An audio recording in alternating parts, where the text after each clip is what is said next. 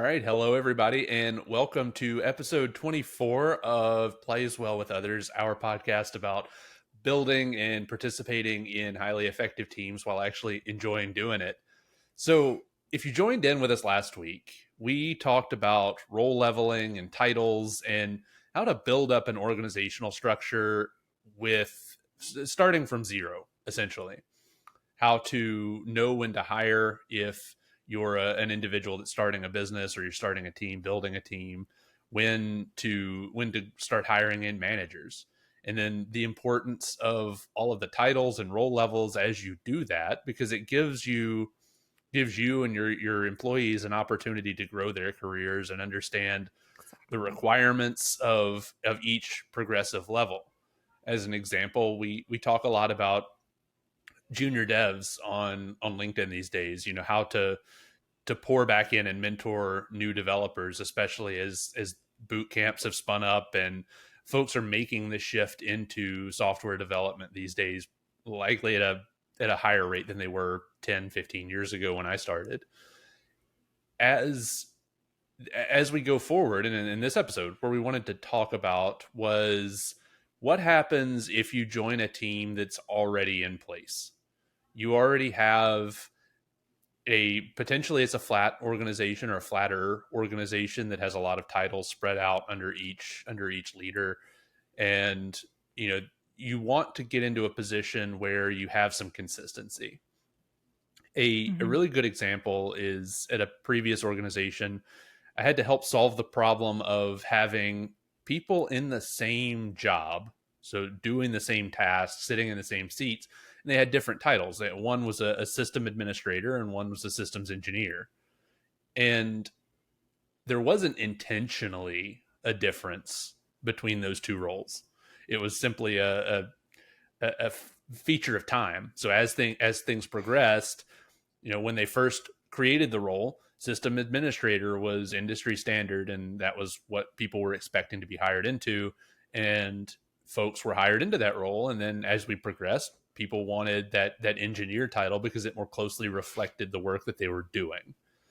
And as a result, you wind up with new people coming in doing the same work with an engineer title versus an administrator title.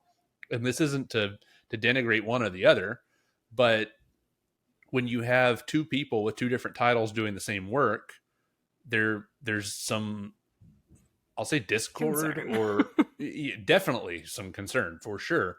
But then when you start working with HR to do salary banding, then they start saying, well, this is an engineer and this is an administrator, so how can they be paid the same? Well, that's where this episode gets interesting and where we start digging in here. Yeah. So between Jess and I, we both have experience with driving this amount of transformation. And Jess's experience is kind of focused on how do we take an existing practice that we want to keep the same people, largely keep the same structure, but we want to modernize the work that they're doing and change the work they're doing into something that's more akin to agile SDLC or agile work management versus traditional waterfall. And mine, on the other hand, Yeah. is more in the technical space, the engineering space. How do we modernize the work we're doing, and how do we make sure that our titles are aligned to what the industry expects so we can hire, and what I'm expecting in terms of the work that we want to be doing and the direction we want to take the team. Yeah, it's really interesting to kind of walk into that problem, right? Because a lot of times, and this isn't always true, but a lot of times you're also coming into an organization fresh as well. So there's a lot of things that you're doing simultaneously. You're getting to know your team, you're understanding their strengths and weaknesses, you're getting to know the organization, understanding how you fit into the organization as both a leader, but also your team. What's the reputation of your team? What are the things that you guys are most accountable for? How does your particular organization work? And it's really important to walk into that without judgment and to look at it very objectively, accepting information from the different areas and drawing conclusions not based on your own personal beliefs of what things should look like, but based on how they are and what's actually happening. And I say that because I've seen a lot of leaders fail and lose respect of the teams that they're taking over because they're very dismissive of what their teams are doing. And they can't put themselves into a position where they understand that this organization's been built over time, and a lot of what they're doing are solving problems that you aren't familiar with. And so they may have picked up practices that you find bad or not worth their time, but they generally, those things have a reason for their genesis, and they're filling a gap in the organization that you probably just aren't seeing.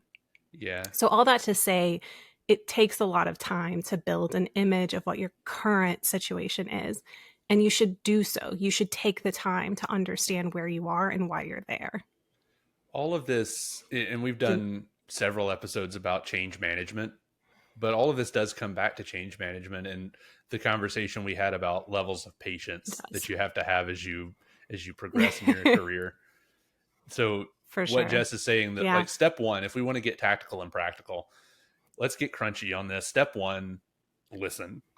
Don't, if you're new, Yeah. don't come in and start swinging around a hammer and trying to change stuff because Oh this is my all stupid. gosh. There's usually a reason for why things are the way they are. You may disagree with that reason. Yeah. That reason may no longer be valid, but you've got to know the reason before you start making changes. And especially if you have a less mature team or a less mature organization, or you're replacing leadership that wasn't fully aware of what it is they were doing, they were just responding. In those cases, those reasons probably don't exist in your team. So we've all been bitten more times than we can count about making changes to reasons when somebody says, yeah, this is why this is, and turns out there's a Yeah. reason 7 teams over that was way better, but it never actually made it in because your forebears never asked why, or never wrote down why, at least. Yeah. And, okay, if you've ever been to a children's sporting event or a children's like recital at like a dance recital, and you are sitting there and you're watching these adorable kids dance around in tutus, and there's the one kid that's picking their nose off in the corner, and your instinct is to go, oh my God, that's so funny that that kid's not paying attention. They're not doing anything that they're supposed to be doing. You should never say that because their parent might be right behind you. So this is the same thing in the work environment. You don't want to point out the process that's picking its nose in the corner in the way that sounds awful. You want to ask questions, but you don't want to point and be like, this is stupid, guys. Why are you doing this? This is so dumb. Because you don't know who in the room has created that either. And you don't know why. You don't know what the reasons are. And it's a really quick way to hurt people's feelings and honestly cause some emotions that are unnecessary that are just going to be detrimental to you later on. Roundabout way of saying be respectful. Yeah. Talk things the through with your team, respect them and their understanding, and hear them. the phrase I've always heard when we come in and we try to make change, and we know that we're going to make change, because you can look at an organization and see generally where they are in terms of maturity and health, and Mm-hmm. how well that organizational structure is going to support what you're trying to build into. But I've always said no golden calves. So there are no things out here that we're gonna hang on to, we're gonna glom onto this process because we created it. Another good example, I had code in production for about 6 weeks, and I had a developer who very nicely came to me and said, hey, I think we need to rebuild this. I said, but why? It's mine. It's got to be good, right? No, I can't work with it. It wasn't as bad as that. I recognized fully that that thing was not going to live in production for very long, because I built a thing to get it going, to get us off the ground, and I got us into orbit, and then better engineers than me had to come in and get us to Mars. But the point is, don't don't go after process until you understand who's tied to it, because then, Mm-hmm. Jess, you've talked about this in past episodes, the problem is the enemy, not the person. But Exactly. if you're Exactly. if you're going around with your hammer smashing stuff up and you don't know who's hanging on to it, you're going to get collateral damage. So as it Yeah. relates to So titles, step one, listen. Step yep. two, is start to figure out where you need to go from here. So you can understanding where you are and understanding where you want to be is of course incredibly important. Understanding the path you need to take to get there is where things can get really difficult.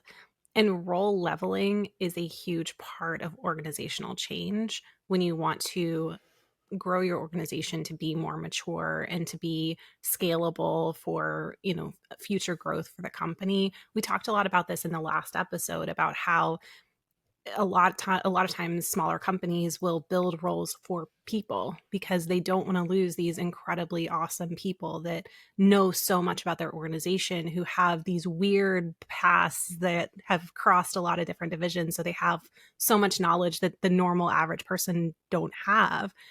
And I respect that and I respect those people. However, there is a risk of putting your organization in future not future proofing your organization if you build roles around people like that. So it's a balancing act of being able to put people in the right positions without building positions that are then unfillable in the future. Yeah, what we talked about last week in that regard was those people that are the Swiss Army knives that you've built into this person that can do a lot. If you're doing this from scratch and you're doing it intentionally, I've got this guy that he's been with me since the beginning and he's great and he knows a lot about the business. Well, guess what? There's your COO. There's your VP of marketing.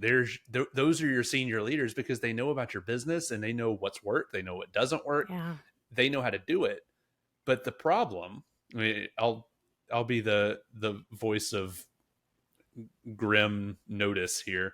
But the problem when you join a team that has one of those people that is everything to everybody and they haven't been mentored in maybe the business aspects, why do we do all of these things, they haven't been mentored in leadership capability, and they really are just a super individual contributor, that becomes challenging. If you've ever read oh no, the Phoenix Project, there was a Yeah. character in the Phoenix Project, and I think his name was Brett, but this was the guy that he was the engineer that knew everything about everybody, knew everything about all the critters out there in production, sat in the corner, had been there since the beginning for 20 plus years, and his time wasn't being protected. So Brett was running around trying to fight fires all day, every day, when he was probably the most capable engineer in the building.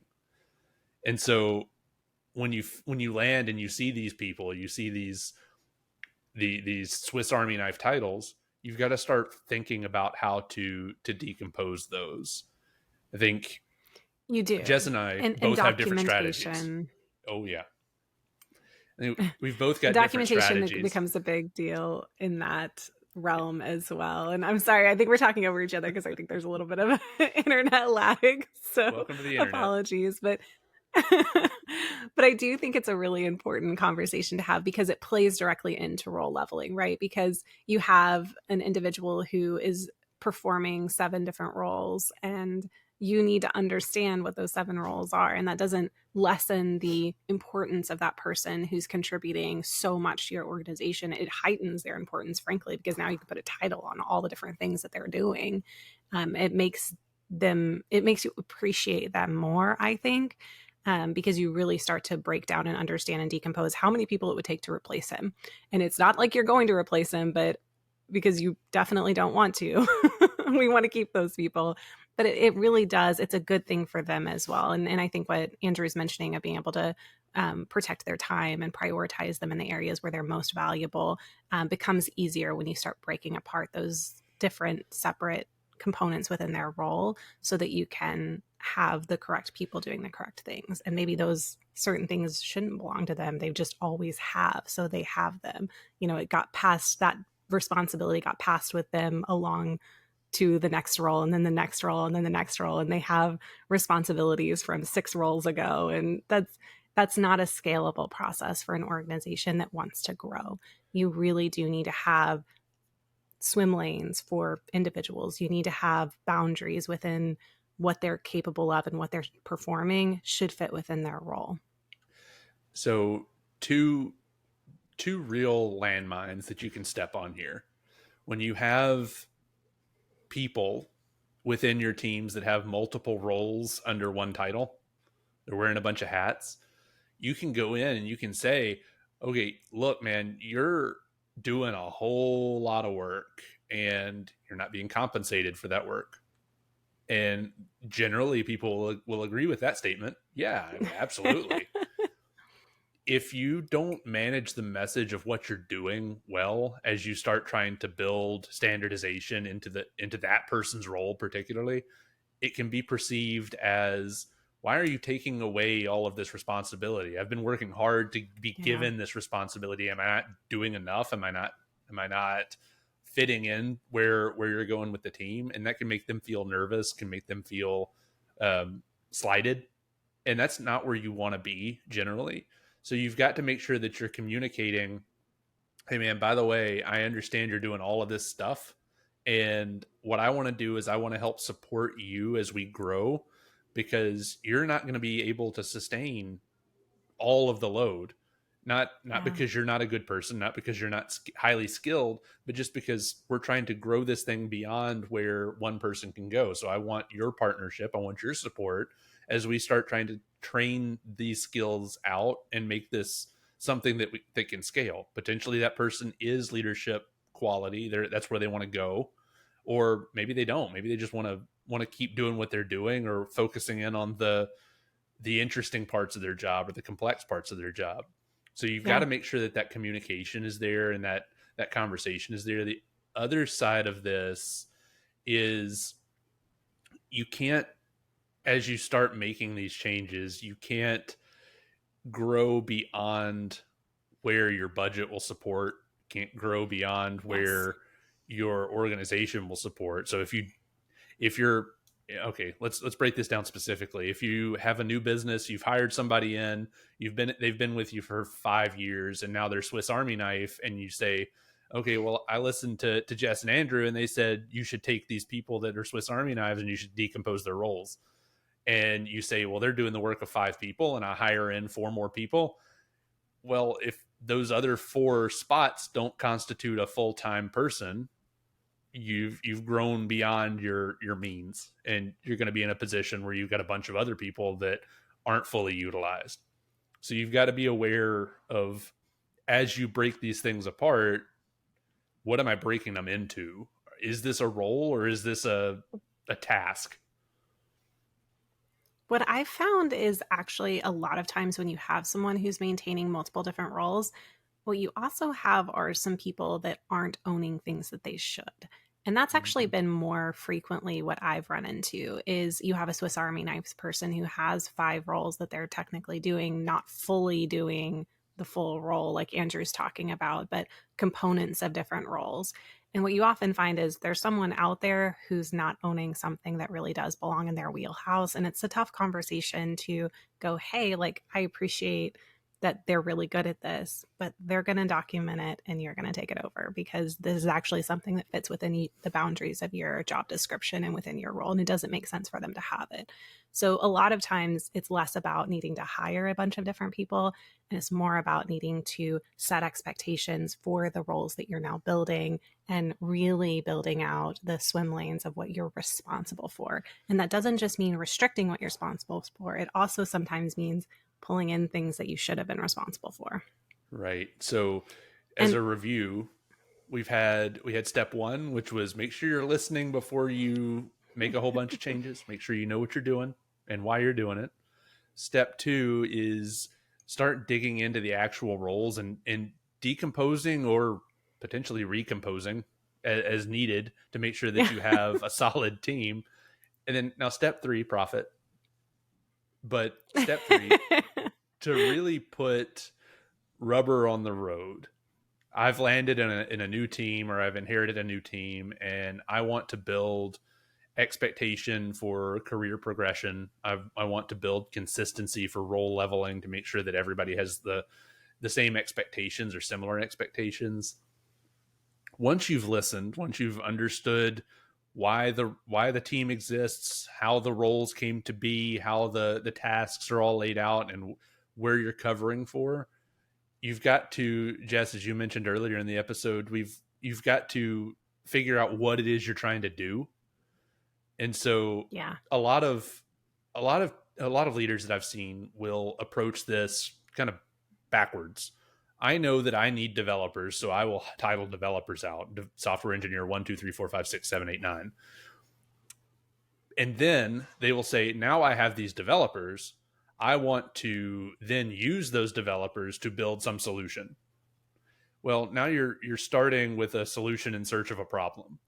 So Yeah. what I would suggest is step three, before you even start really making the changes to titles and organization, is say, I want to accomplish 2x business scale in the next 2 years, or I want to be able to increase platform availability to 3 nines or 4 nines. And then from there, Yeah. figure out what's required. Because especially if you own a P&L or you own a budget, if you go to your board and you say, I need $4 million this year, they're going to ask why. And the answer had better Hmm. not be because I want more developers or I need more capacity. It needs to be something aligned to What are business you doing with success. them? Right. And Exactly. sometimes if you look at a bucket of dollars, you may be, if you're starting to use those dollars based on existing roles or existing teams, you're going to miss out on a function that you may need, that you're just not thinking about Hmm. because you're thinking from the bottom up rather than the top down. A good example is Exactly. infosec.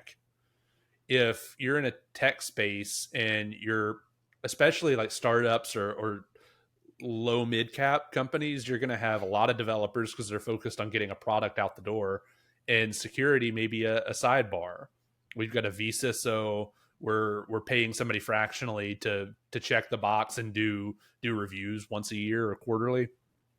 But if you're growing a team, you start hiring more developers, and suddenly I'm out of space, out of money, and I need an infosec analyst, I need a security analyst to come in and make sure that I'm not losing the house to, you know, it, whatever, bad actors, etc. It's still early in the morning. Um, Well, I think to round out the thought process here, yeah, there's a couple of different things as a leader you need to understand in order to build out a successful organizational chart for your team and a successful plan for role leveling. First one is, what are you trying to accomplish as a leader? What is your responsibility? What are the goals that your organization has as a whole?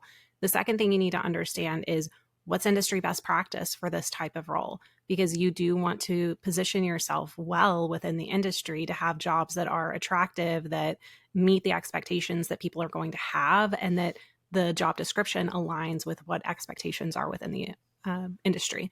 And then the third thing that I think you need to do is you need to have a very serious conversation with your HR support, because they're really going to be the support backing you on making these final decisions and putting them on paper, and they're your support for recruitment and bringing people in. I mean, it's really important to foster that relationship and make sure that everybody is on the same page with where you're coming from and what you're doing. That gives you a full plan. Now you know the price that you need to point all of these job descriptions at, you know what you're trying to accomplish and what you're going to need to break down to be able to get to those places. And now you can walk into a board meeting and you have a fully fleshed out plan of what you need in order to achieve this. And that's all comes after you've done the legwork of understanding where you are, why you're in the position you're in right now, pointing the arrow between where you currently are and where you need to be. What's the change management process going to look like in between? This is not a small lift. I mean, this takes a lot of time to be able to build this process to be to the point where you're ready to implement. And I think having the ground support both with HR within the team that you foster these relationships with, by listening and helping them understand their value and helping them understand what the organization needs to scale, and then, getting that final approval, then you can start the process of actually building into it. yeah. So as is our style, we found another tier of granularity at the very end of the episode. But that is kind of the way of things. If you're starting out and you're starting at a high level trying to understand what it is you need to do, follow the bullet points that we've laid out here. So step one, listen and make sure you know the reasoning behind everything you intend to touch or Why are change. you, yeah, why are you where you are? Right. Step two, you need to really look at what you already have, what team members you have, what their skill sets are, what their position or impact to the business is, and how all of that interacts, and does it interact well or poorly? Is it scalable as it stands, or is it not? Are there risks there? Yeah. And then step three is really where you get actionable, and that's like Jess was laying out, with partnering with HR to make sure that they're on the same page. If you have an HR department, if you don't, then, well, buck stops with you, I suppose. Good luck. Right. Right. But partner with whoever it is that's driving that structure. If you have that, if you don't, then you probably own it, and congratulations, go forth and don't screw it up. But you really got to get into the weeds of how are you going to execute this change. And there's a lot of opinions Yeah. there. We have episodes on change management in the past, so go check those out. But realistically, step three, profit, is where you get into how do I make this change that I've defined based on my research, based on my listening, based on my conversations, and digging into the meat. How do I really execute that change successfully? So here we Absolutely. are at the end of episode 24. The if you have any comments on how you have executed title changes or role leveling in the past, I'd really love to hear them, because there's, as we've talked about in 2 episodes, there's so many different ways to approach this that there's always some nugget of value that you can get from somebody else's experience. So this is just our experience, what we've seen that works, and we've seen just as many things that don't work. But if you've made it this far, 27 minutes in, thanks for listening. I really appreciate you tuning in. Wherever you're listening or watching, if you're watching on YouTube, give us a thumbs up, hit the subscribe button, drop us a line in the comments or the DMs. We like to hear from you. We may do another engaging with engagement episode, as we've done in the past, if we get enough comments, enough feedback. If you're on Apple Podcasts or Spotify or wherever you listen to us as an audio podcast, go ahead and give us a subscribe, give us a rating, drop us a line again. Really appreciate it. But this has been episode 24 of Plays Well with Others. Thanks for listening.